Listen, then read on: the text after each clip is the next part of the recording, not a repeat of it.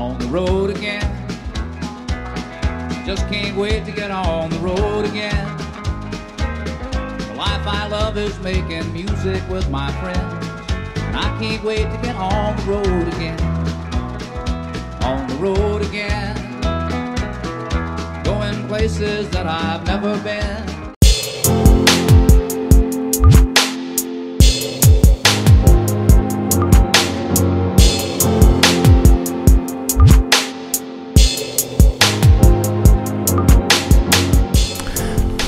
Hello YouTubers, it's me, Michael Brewer, reporting to you once again from the Sahara Desert in Egypt.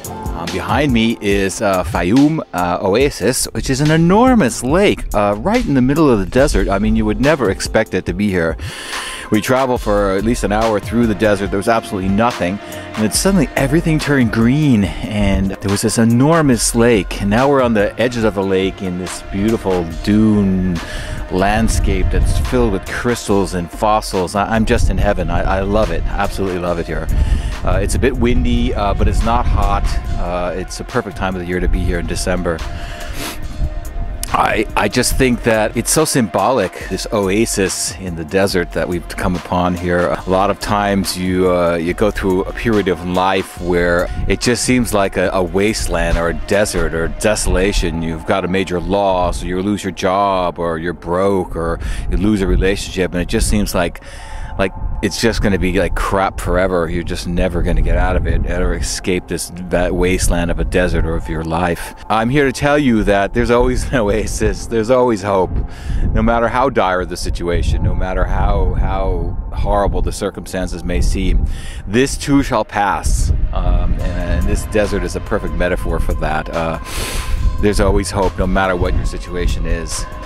And I would like to just put that message out there to anyone who's going through stuff, who's suffered a loss or going through a dry patch in their life, that don't lose faith, because your oasis will come too. It's not usually something outside yourself, though it can manifest itself that way. It's usually an oasis of faith or belief or spirituality or optimism or hope within yourself.